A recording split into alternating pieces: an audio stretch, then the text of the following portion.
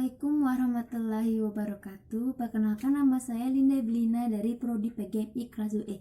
Baiklah, di sini saya akan menjelaskan materi IPS, Ilmu Pengetahuan Sosial, yang berjudul tentang kegiatan ekonomi. Baiklah, saya akan menjelaskan apa itu kegiatan ekonomi. Kegiatan ekonomi adalah bentuk semua kegiatan manusia untuk memenuhi kebutuhan hidupnya yang beraneka ragam. Kegiatan ekonomi terbagi menjadi 3 pokok, yaitu kegiatan konsumsi, kegiatan distribusi, dan kegiatan produksi.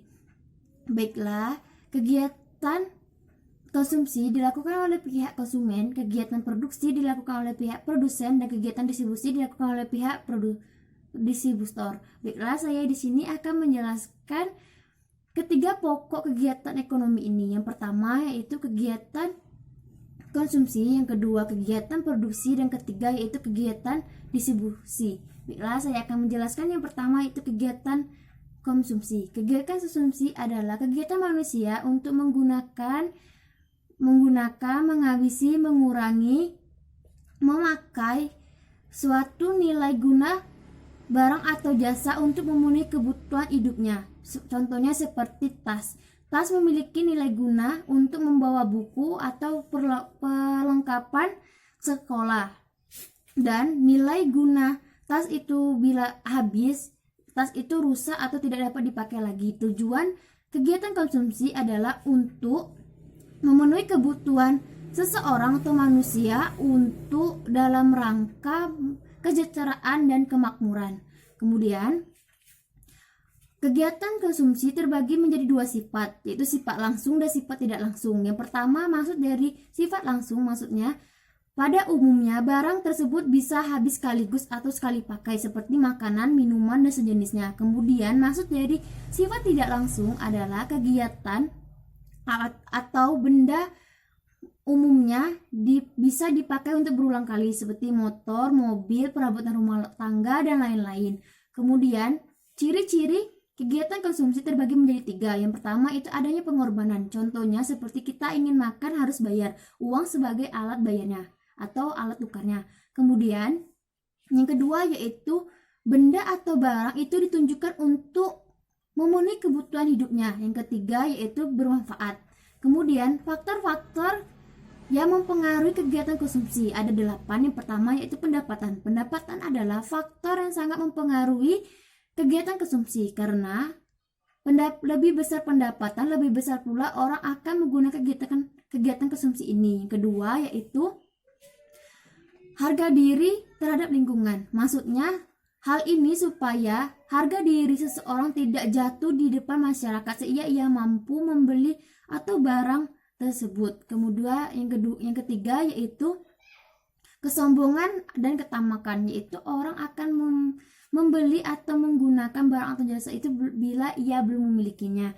Yang keempat yaitu harapan pendapatan tinggi di masa depan. Yang kelima yaitu tingkat pendidikan. Yang keenam yaitu jenis kelamin dan umur. Yang ketujuh yaitu tempat tinggal. Yang kedelapan yaitu pelaku kegiatan konsumsi. Baiklah, saya yang kedua akan menjelaskan kegiatan produksi. Kegiatan produksi adalah kegiatan manusia untuk menghasilkan atau meningkatkan suatu nilai guna barang atau jasa. Kemudian orang atau lembaga yang untuk menghasilkan barang atau jasa disebut dengan produsen. Kemudian contohnya seperti ada 4. Yang pertama itu mengeksploitasi sumber daya alam seperti pertambangan dan lain-lain. Yang kedua yaitu pengolahan tanah, pertanian, perkebunan, dan perikanan. Yang ketiga yaitu membuat barang dari bahan mentah menjadi bahan jadi seperti kursi dan meja. Kemudian yang keempat yaitu membuat jasa-jasa, contohnya seperti perusahaan asuransi. Kemudian faktor yang mempengaruhi kegiatan produksi, yaitu yang pertama yaitu faktor produksi sumber daya alam. Sumber daya alam sudah ada di dunia sehingga bisa dipakai oleh manusia secara langsung maupun tidak langsung untuk memenuhi kebutuhan hidupnya. Yang kedua yaitu faktor produksi tenaga kerja. Tenaga kerja adalah sumber daya manusia untuk membantu dalam prosesnya produksi. Contohnya seperti beberapa faktor tenaga kerjaan, yaitu yang pertama yaitu Tenaga kerja menurut sifatnya terbagi menjadi dua, yaitu yang pertama yaitu tenaga kerja jasmani, yang kedua yaitu tenaga kerja rohani. Kemudian yang kedua yaitu tenaga kerja menurut kedudukannya terbagi menjadi dua, yaitu yang pertama tenaga kerja usaha sendiri, yang kedua itu tenaga kerja bekerja pada orang lain. Kemudian yaitu yang ketiga yaitu tenaga kerja dasar berdasarkan membantu prosesnya produksi, yaitu menjadi dua, yaitu tenaga kerja langsung dan tenaga kerja tidak langsung. Kemudian faktor produksi modal, yaitu modal tidak hanya berbentuk uang tetapi bisa berbentuk mesin, gedung, tanah dan lain-lain. Contohnya seperti satu, modal berdasarkan sifatnya, yang kedua modal berdasarkan sumbernya, dan ketiga yaitu modal berdasarkan bentuknya. Kemudian saya akan menjelaskan yang ketiga, yaitu kegiatan distribusi. Kegiatan distribusi adalah kegiatan manusia menyalurkan, membagikan suatu barang atau jasa dari produsen ke tangan konsumen. Kemudian orang atau lembaga yang melakukan distribusi disebut distributor. Kemudian fungsi dari distribusi yaitu untuk menyalurkan atau menyajikan barang dari produsen ke tangan konsumen. Yang kedua yaitu memecahkan perbedaan waktu. Ketiga, memecahkan perbedaan tempat, dan keempat yaitu seleksi. Kemudian cara distribusi dan tugas distributor. Yang pertama yaitu cara distribusi terbagi menjadi dua, yaitu yang pertama yaitu cara langsung dan kedua yaitu cara tidak langsung. Maksud cara langsung yaitu distribusi akan menjual atau membeli dari produsen kemudian langsung menjualnya ke konsumen.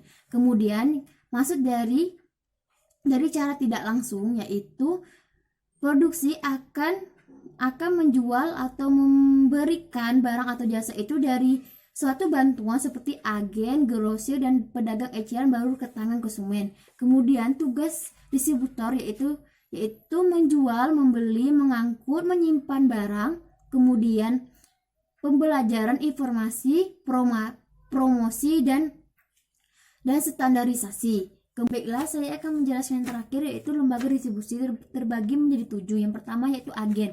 Agen adalah lembaga atau pedagang yang menjual beli atas nama pihak lain. Yang kedua yaitu pedagang grosir atau pedagang besar. Ia menjual beli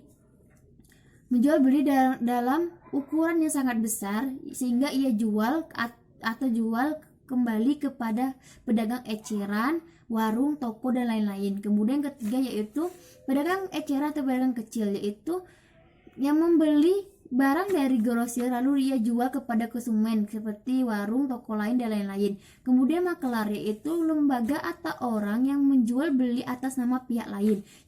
Kemudian yang kelima itu komisioner, yaitu orang atau lembaga yang menjual belikan atas nama dirinya sendiri. Kemudian importir adalah orang yang membeli barang dari luar negeri lalu ia jual di dalam negeri. Kemudian eksportir adalah orang atau lembaga yang membeli barang dalam negeri lalu ia jual ke luar negeri. Baiklah, itulah yang bisa saya sampaikan. Bila ada salah saya mohon maaf. Wassalamualaikum warahmatullahi wabarakatuh.